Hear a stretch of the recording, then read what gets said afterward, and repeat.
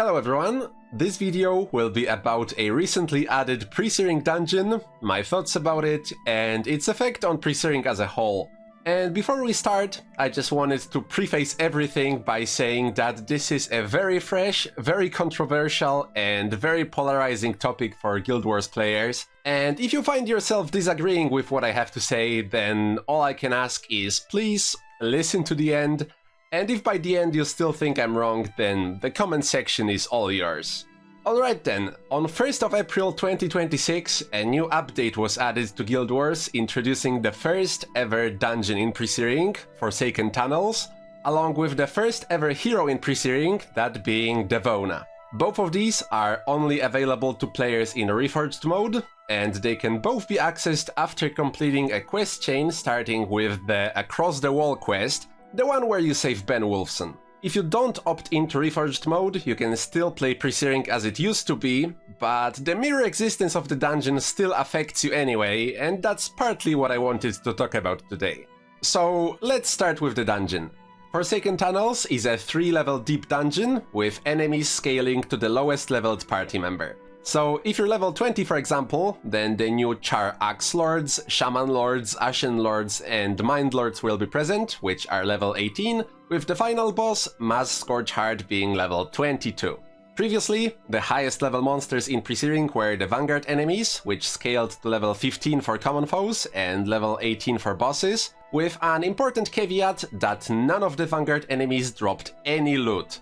Loot in Guild Wars is based on the enemy's level, and when Vanguard quests were first implemented in 2011 and the enemies started dropping high-level stuff, their drop tables were removed within 2 hours, as it was immediately decided that the stuff they dropped was just not appropriate for Presearing. So, up until April of this year, the highest level monsters you could get loot from in Presearing were the Altar Char bosses at level 10, which even then were only 4 in the Northlands, so the vast majority of all the purple items were dropped by the regular Char at levels 7 or 8. That was one of the aspects that made Presearing really unique when compared to the rest of the game. In post-searing, it's assumed that everyone has a max weapon. They are considered the baseline. There are weaponsmith NPCs that will craft a max weapon for you. The fun in post-searing is not looking for a stronger weapon, it's chasing rare, cool-looking skins or potentially max items with a lower attribute requirement. In pre-searing, since we only had low-level enemies to fight, we couldn't get max weapons, we could only try and get the strongest weapons that can drop here, and finding the highest possible damage on weapons was really rare. And even if you got extremely lucky and got the highest damage weapon after months of farming, that still wasn't the end. Loot in Presearing is so-called old-school loot, meaning it can have a prefix modifier, a suffix modifier, and an inherent modifier. The prefix and suffix modifiers can be replaced, but the inherent modifier can't, so on top of getting an extremely rare max damage roll purple, you also had to pray it even had an inherent modifier, that it was a good one, and that the percentage bonus it rolled with was as high as possible. In most of the post areas, items have inscriptions instead of inherent modifiers, which, simplifying greatly, are like inherent modifiers that can be replaced between weapons, which makes getting your ideal bonuses just a matter of buying an inscription and adding it into your weapon.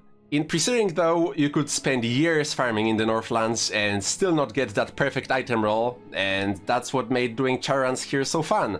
A possible museum-worthy item was always just one more char run away. So yes, we couldn't drop max items in Presearing, but that doesn't mean max items weren't available here. Small side tangent about bonus items, because I suspect there will be a comment about them if I don't mention it. There are bonus items in Presearing which let you access max weapons, but most of these either required suboptimal attributes, had suboptimal mods, or weren't the correct weapon type, like the Soul Shrieker that requires 9 curses, Luminescent Scepter, which halved the cast time for illusion magic, and Rhino's Charge, which was a hammer when the best warrior skills by far are axe skills. Some of them are still really useful, don't get me wrong, but if you wanted the best of the best items, you still had to get them from the Northlands. Well, except for the bow. Nevermore Flatbow was just the best, which is a damn shame. Bonus weapons are a topic for another video entirely, to be honest, but just to share my opinion quickly, I wish they were never a part of Presearing. Still, bonus items aren't tradable, you can't use them on Melandru characters, and if you want the best possible items, they came from the char. And even for bows, it was really cool to see a 12 to 20 Presearing bow, just because of how rare they are. Collecting rare items as trophies was a huge part of Presearing, sometimes for trading, but mostly for the fun of collecting.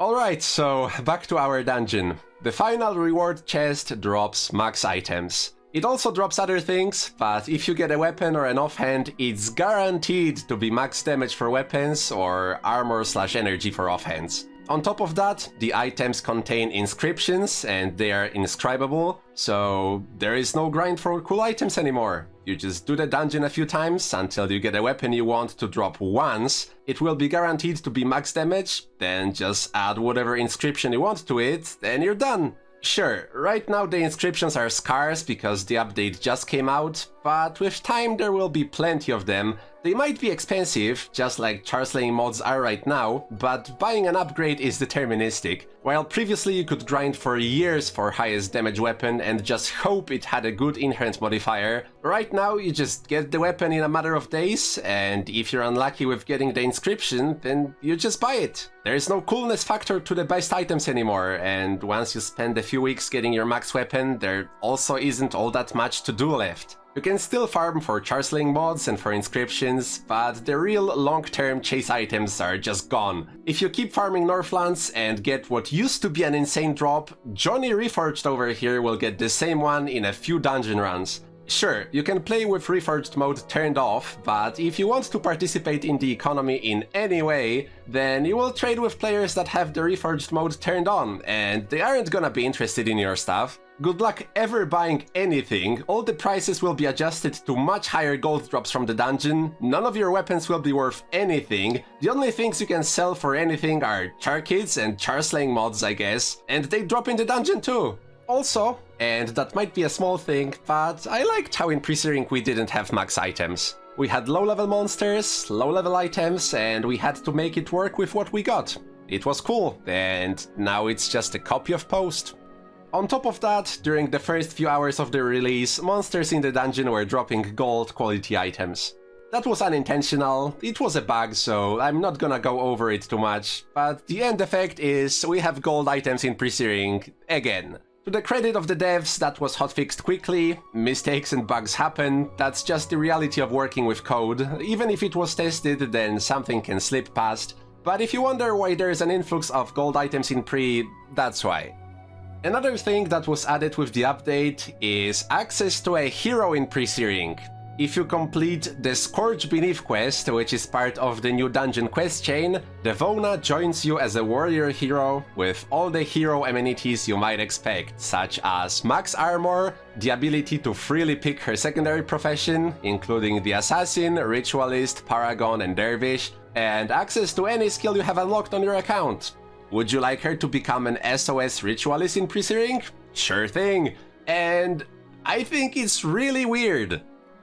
Part of the charm of Presearing is using a very limited pool of skills. They are mostly skills that would be considered too weak to be used in the main game, but here they have a chance to shine. Working within the restrictions and making use of the limited skills you're given is a huge part of not only the balancing of Presearing, but also the atmosphere of this place. Again, Pre has its own little meta that's different to the meta of the main game, and just like with the max weapons, this update just took whatever was the best in Post and put it in Pre. And I know, it's not like you as the player can now all of a sudden use all the skills in the game. It's your hero NPC that gets to use the meta stuff to carry you through content.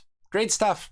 Basically, in one fell swoop, the update took everything that was unique about Presearing and just removed it, and the worst part is, it really didn't have to be this way. Contrary to what you might think after listening to me rant about this for however long it's been, I'm not against the idea of a Presearing dungeon.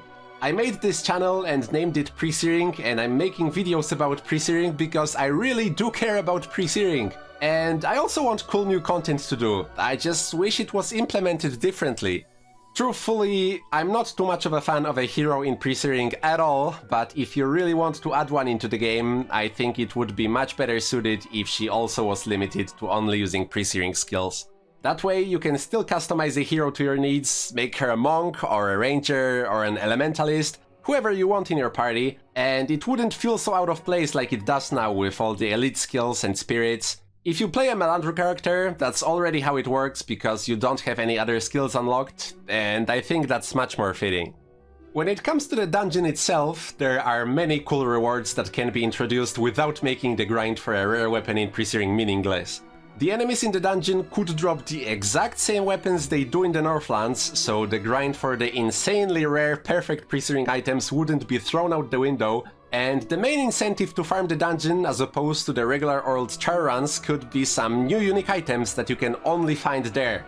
Both of the locations could have something that incentivizes you to farm there. In the Northlands we have char bugs and char kits, so those could stay exclusive to that area, and the unique items in the dungeon could be, for example, a superior rune of holding. It could be flavored up like a char rune of holding or something. It could be runes of belt holding. It could be runes of major vigor for the 41 health or the +2 attribute runes.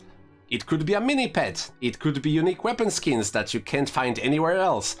It could be of the profession mods that can't be normally found in Presearing. They usually only drop on golden items, but they could just straight up be added to the final chest loot table.